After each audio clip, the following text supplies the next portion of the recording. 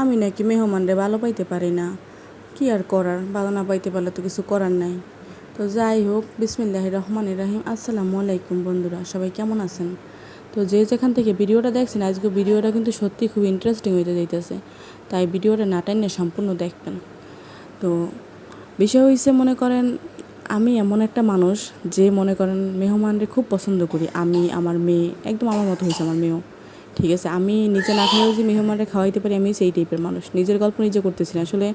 প্রত্যেকটা মানুষেরই কিছু ভালো গুণ থাকে, তো আমার মনে হয় যে এটা আমার একটা ভালো গুণ। ঠিক আছে, আমি মেহমান দেখলে কখনো খুশি হই না, এটা আমার আল্লাহ ভালো জানে।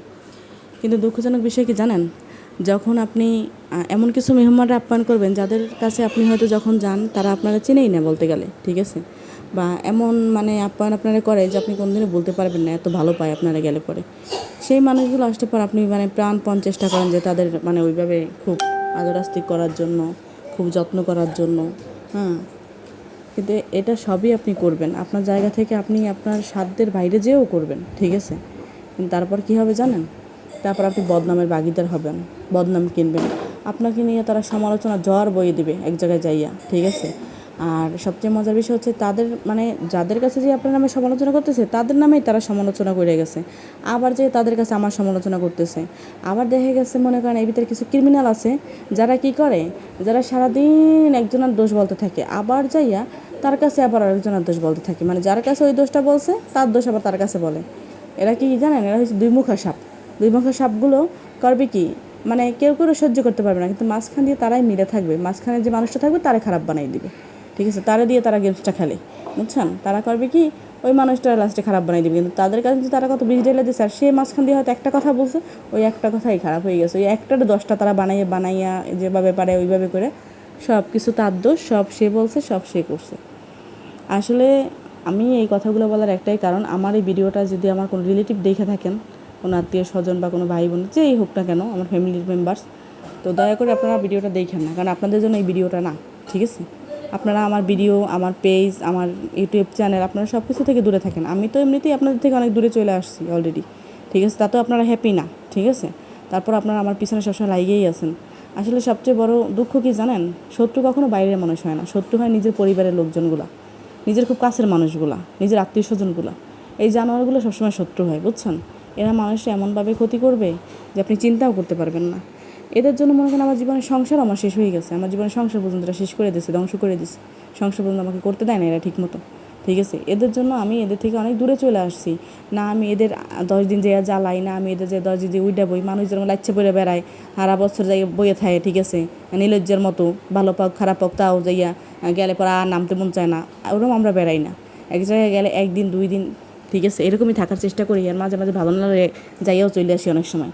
আর এটা খুব কম যাই, কারো বাসায় এরকমভাবে যাই না, কারণ আমার তো যাওয়ার মতো জায়গা নেই। আমি মনে করি মানুষের তো বাপের বাড়ি থাকে, বাড়ি থাকে, এটা থাকে ওটা থাকে, মানুষ যাইতে পারে, লাচ্চে পরে বেড়াইতে পারে।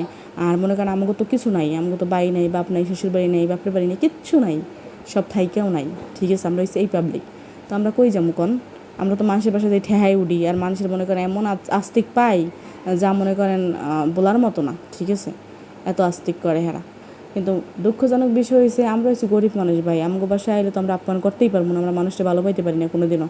হ্যাঁ, আর সবচেয়ে দুঃখজনক বিষয় হয়েছে যে জীবনে এমন কথা শুই না, প্রথমত খুবই খারাপ লাগতেছে, যে কথা আজ পর্যন্ত কেউ বলতে পারে না আমারে, সেই কথাও আজকে আমার শোনা লাগতেছে। যাদেরকে আসলে পর মাথায় তুলে নাছি, যাদের জন্য আমি আমার ফ্যামিলিতে যে সবচেয়ে আমার বেশি ভালোবাসে, যে মানুষটা আমার বিপদ আপদ সুখে দুঃখে সবসময় পাশে ছিল, তার সাথে পর্যন্ত আমি ঝগড়া করছি, তারে পর্যন্ত আমি কষ্ট দিয়েছি এই মানুষগুলোর জন্য, এই মানুষগুলোর ভালো পাওয়ার জন্য, ঠিক আছে। অথচ তারপরও তাদের কাছে আমি ভালো না, ঠিক আছে। আর অথচ যে মানুষটার এদের জন্য আমি কষ্ট দিয়েছি, একমাত্র সেই মানুষটাই আমার কষ্ট বোঝে, আমার বিপদ আপদে সবসময় পাশে ছিল। তারা আসলে আমি কোনোদিনও তাদের কোনো আস্তিক করি না, আপ্যায়ন করি না, কিচ্ছু করি না তাদের জন্য স্পেশালিটি, ঠিক আছে। এবং কি তারা এসে আমার আর আস্তিক কইরা যায়, আমার বাসায় এসে তারা বাজারঘাট কইরা খাইয়া যায়, সব দিয়া যায়, সব কইরা যায়, কারণ আমি অসহায় সেটা সে জানে, আমার কি আছে না না আছে সে আর কেউ না জানলেও সে সবচেয়ে ভালো জানে আমি কীভাবে চলি, এটাও সে জানে। তো এর জন্য সে সবসময় চেষ্টা করে আমার বাসায় আসলে সে যতটা সম্ভব তার সাধ্য মতো সব কিছু করার জন্য। এটা নিয়ে আবার আমার ফ্যামিলি মানুষ জেলাস, ঠিক আছে, সব জায়গায় মানে ঝামেলা আছে আমার নিয়ে, বুঝছেন। তো এমন একটা পরিবারে আমার জন্ম, এই মানুষগুলোর আমার মানে ঘৃণা লাগে, এখন অনেক ঘৃণা লাগে, ঠিক আছে। অনেকের সাথে অনেক আগেই যোগাযোগ সব বন্ধ করে দিছি, আর কিছু মানুষের সাথে যোগাযোগ ছিল, আশা করি সেটাও বন্ধ করে দেবো। কারণ মানুষ চিনতে আমি বারবারই ভুল করি।